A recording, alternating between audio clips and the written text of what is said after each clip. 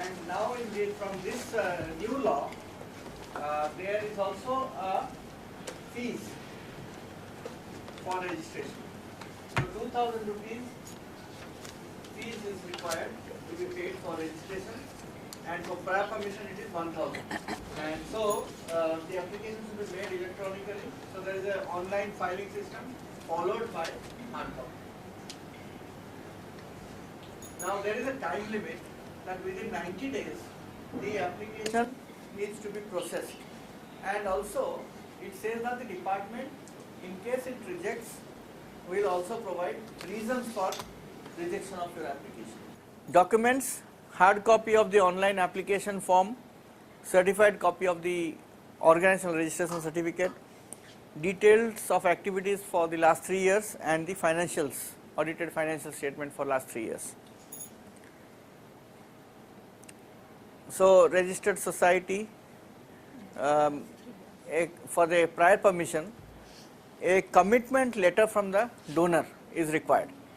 So a letter of intent from the donor saying that we would be able to provide you some funding to such an extent, provided this organization gets FCRA permission.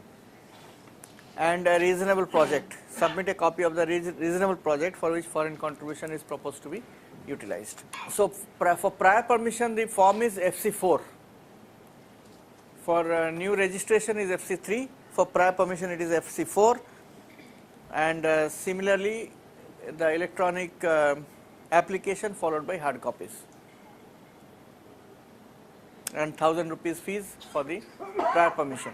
Now if the application filed is invalidated, then the person shall be eligible to reapply only after 6 months from the date of cessation of the previous application. So if it is rejected or it ceases, then the organization can only apply after 6 months. And since we are discussing it, if your application, your registration is cancelled, like it was cancelled for so many organizations, then there is a minimum of 3 years before you can apply again. So for 3 years one cannot apply, 3 years. Like we said earlier in the previous law, there was deemed approval. So if you are not having the FCRA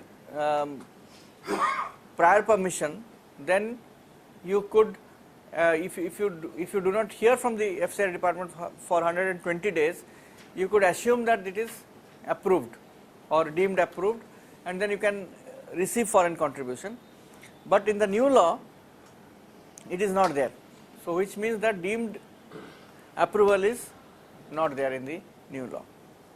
Now in the new law, after cancellation of certificate, all foreign contribution assets thereof shall vest with such authority as may be prescribed. So central government can prescribe an authority with whom all this, if the registration is cancelled, it will vest with them. So then can they also take charge of the program and do what they want with it? Basically they will take charge of the assets, and that will be in control of the central government. I mean, can they spend the assets? Say government can do anything. Now problem here is that, if there is an organization which has been existing for 25-30 years and has created a lot of assets and so on, and then one fine morning if their FC registration is cancelled, potentially the government can take charge of all the assets created all over so many years. So yeah, out of FC funds, out of FC funds. Foreign gifts, of course we have seen this. Now there is no lower limit, so gift from relative is exempted up to 1 lakh, and gift in kind, how much? 25,000. Now bank account, we already saw that receive in one designated bank account, but multiple bank accounts can be opened for utilization purposes only.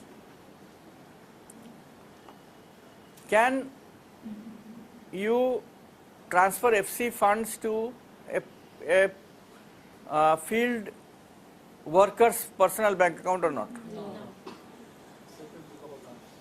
So this should not be transferred normally. Under normal financial management principles also, it should not, program funds should not go into anybody's personal bank account. And even FC funds should never go to the personal bank account of an organization.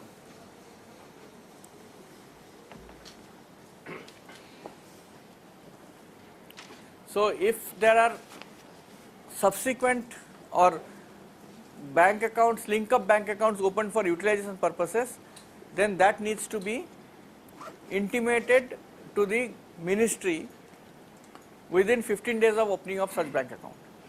Now this is again very important, that the banks also are required to track if any organization receives more than 1 crore of foreign contribution within 30 days. Then they are also required to report it to the Reserve Bank of India and the FCRA department. Or if foreign contribution is received without registration or prior permission. So separate books of accounts for the FC funds need to be maintained, and if the foreign contribution exceeds 1 crore in a year, then the organization has to display its financial statements in the public domain, and the department has clarified that public domain is the website of the organization.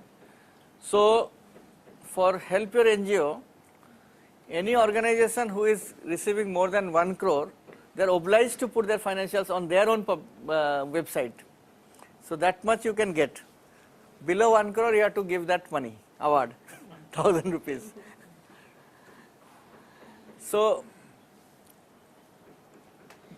and this is again, in some instances there have been inspections. The FCRA department has come for inspection, and one of the things they have done is that they have pointed out that why, even though you have income over 1 crore from foreign funds, why your financials have not been put on the public domain. So they have asked this kind of question. So if your organization receives more than 1 crore in a year from foreign contributions, then please remember to put your financial statements on the website of the organization.